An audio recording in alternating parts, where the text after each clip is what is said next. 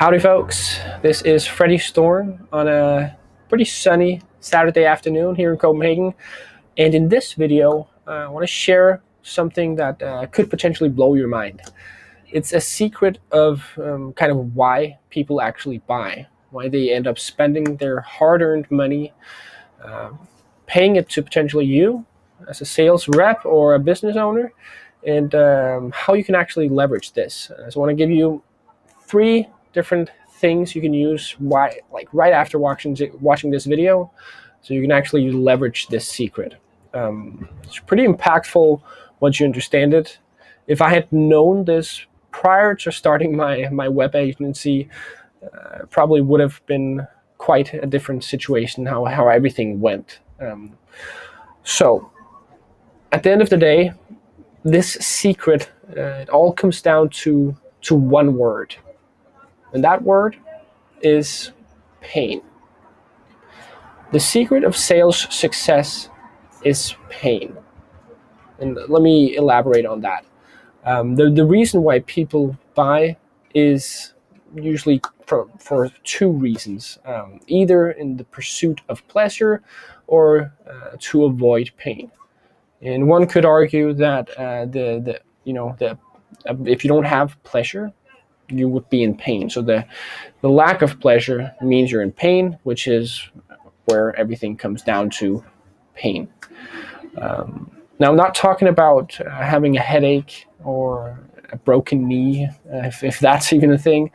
More so talking about pain that comes from being in an uncomfortable situation. You could think of when you buy a fitness membership. You don't buy that fitness membership so you can go on and use all the different equipment they have, the newest running machines, treadmills I think it's called, the fact that they have a sauna. That could be added bonuses for you to choose which fitness center you end up going with, but at the end of the day, you're buying your fitness membership because you're uncomfortable in your level of body physique, potentially. Could also be from the fear of what happens if you don't work out, which is also kind of a painful or stressful situation to be in. So the fact that you're paying money each month to a fitness membership all comes down for the the stress or anxiety that can stem from a number of different things. If you lack confidence, that's something you want to pay your way out of, which can come from fitness membership, can come from buying different clothes, etc., etc. Another example could be, let's say you're purchasing some software for either a business or the company you work in. You're not purchasing the specific software because, let's say, it's just fancy CRM, and you need some more leads, or you need some more efficient ways of doing personalized outreach. You're not buying their AI features. You're not buying their leads, their ability to generate leads in a fancy way. You're not buying their features. The reason why you're buying is because you're not making the amount of money you want to make, or you're not hitting your target, or the company isn't hitting their target. And I'm sorry, I just thought my wife was calling my name here, but it appears that I was wishful thinking. She'll be home in a minute with our other son. Right now, our oldest son is sleeping in here, and I thought it was a good moment just to record a quick video for you guys, as I have committed to 1 video a week. But yeah, where was I? I was talking about pain. I was talking about that every buying decision essentially comes down to pain, or the pursuit of pleasure. Of course, there are exceptions to the rule, but you want to think, how can I uncover pain in order to make people purchase more, faster, in higher quantities, etc., etc. So there's a saying in fitness that I thought of. Probably know it: no pain, no gain, which is essentially a reference to, if you're not feeling the pain of the tough exercises you're doing, you're not going to gain any muscle or do any progress. And it's not exactly the same, but you can kind of think of it like, if you don't find any pain in the sales conversations you're having, you won't gain anything. So you can still think of it as a similar phrase to keep saying on in your own mind when thinking about selling. And to give you a couple of actionable things you can do with this newfound knowledge, perhaps it's new, perhaps it's not, but you've just been reminded of like this is the reason why you actually can, how you actually can get people to buy things. The three different things I'd want to share is both in relation to getting people on sales calls. Furthermore, it's how to get them to open up about their pains and getting to them closed, like increasing your likelihood of closing them once they're on a sales call. And also, if you're wanting to start a business at some point or build a product, like how you should actually think about it. So to start with one thing, I could also just briefly start with an anecdote. My time when I started the business, I thought it could be a really good idea to choose a niche, which of course then you can become specialized in one specific area or a specific type of customer. And then I would also, like, when figuring out what niche to serve, I found law firms, because there are a lot of them in Denmark here where I'm based, and I could access their numbers pretty easily, so I could cold call them.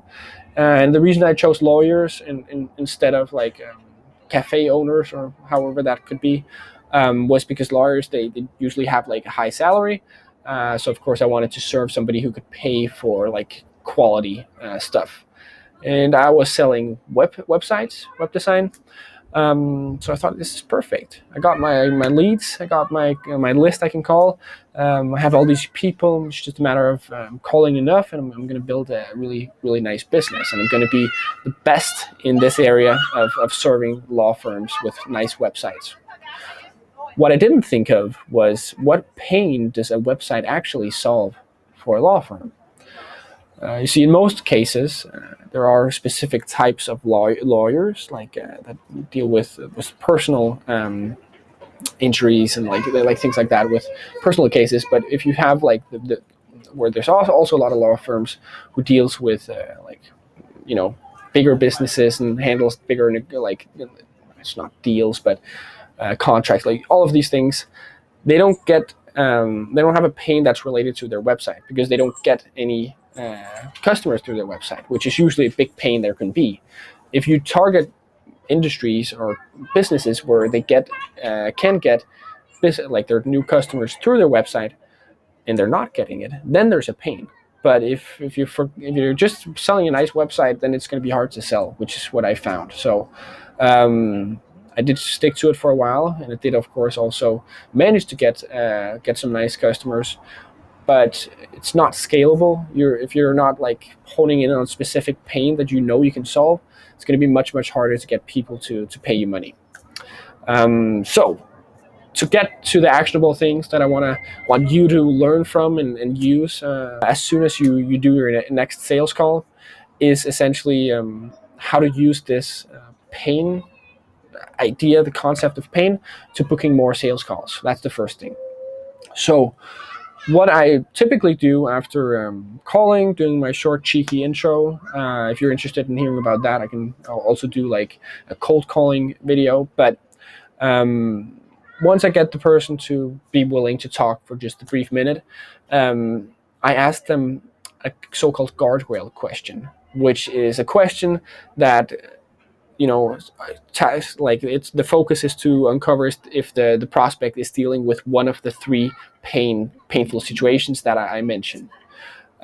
So to use the let's say, if we're going back to the fitness membership, the gym, again, if you're calling up a gym owner and they're getting new customers through their website, then you would ask, hey, what's up, man? Out of curiosity, I speak with quite a lot of gym owners like yourself every day, and it's usually one of three things that they're looking to improve at any given time. For some, it's kind of the lack of quality in the leads they're getting. For others, it's getting the leads, the meetings they actually get through their website to show up. And for some, it's managing to close them once they've shown up and done a sales meeting and done a tour of the gym. So I don't know if you're struggling with one of these areas. And this could, of course, be fine-tuned a little bit so it's smoother. This kind of was something you could use. You could talk about a pain. You could also talk about the benefit. But if we're focusing on pain here, then the purpose is to know the people, the prospects you're calling well enough to get an idea of the biggest pains they're experiencing. Mention these on a sales call. If they say, yeah, I'm actually struggling with closing new customers, then you can get them to open up, understand why is this a problem. Another note is the pains you're asking about has to be something that can be solved by your solution. Otherwise, it doesn't really make sense. Like for this, it would be potentially be like, it could be a course, a marketing agency that helps with getting more leads or gives you some strategy for closing the leads. But if you mention like a huge pain that you can't solve, then you're of course also wasting your time. Or you should try and adapt your product to solve that pain instead of doing websites that just look nice, like I was doing back then. So that's essentially how you uncover pain. And once you have uncovered that, if they start opening up and talking about it, you of course want to figure out how long this has been a problem to see if they've tried to do anything about it. And if not, you could ask them like, what happens if you continue doing this? Like, is this like a big enough thing that you are curious or open to see how it could potentially be solved?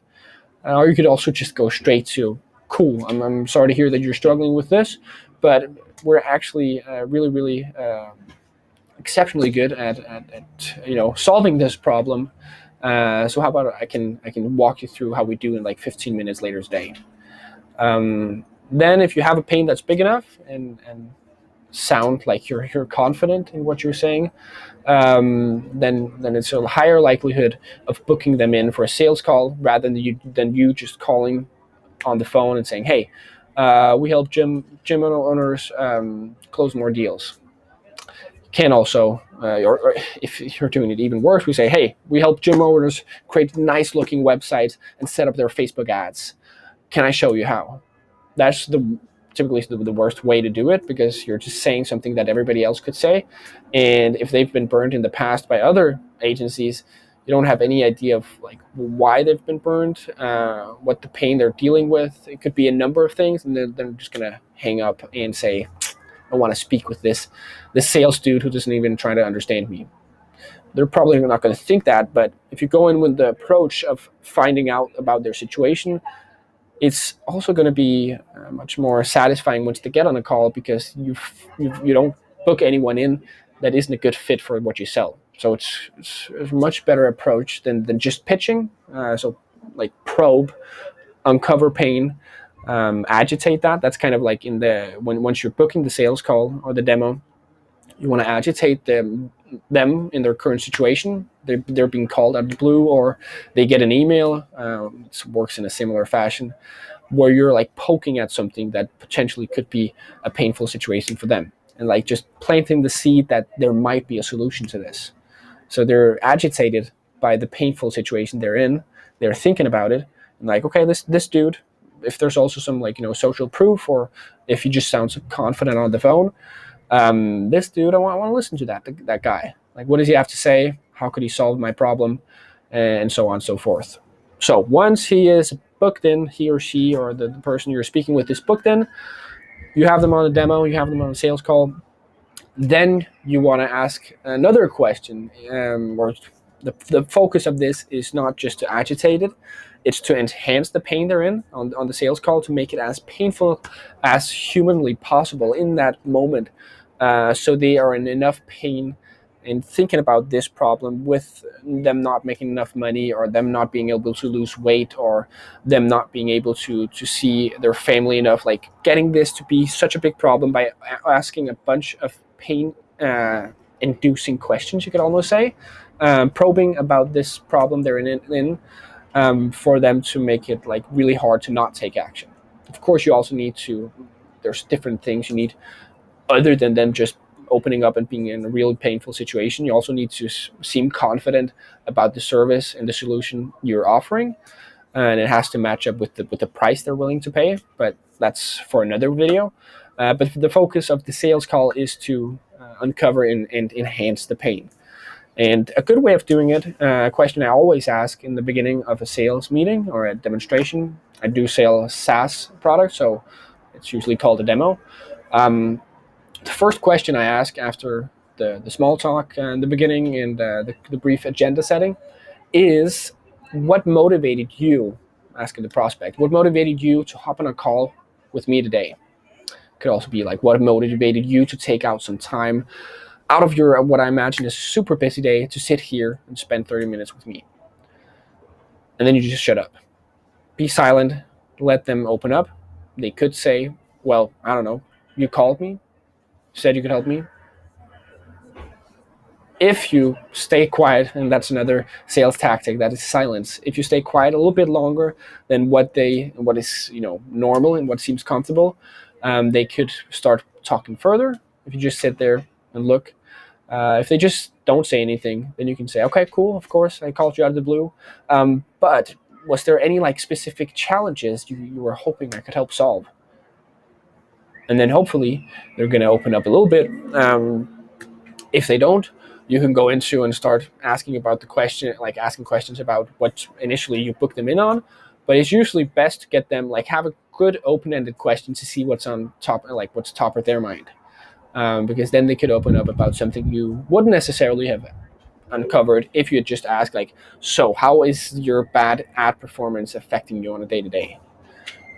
That could be a good question as well, but it's narrowing it down to the Facebook ads, or it's narrowing it down to whatever you're assuming that their problem is. So if you start with that broad question, write that question down. It's super good, or the two questions, because it just gets a nice it's a nice way to get the prospect to open up.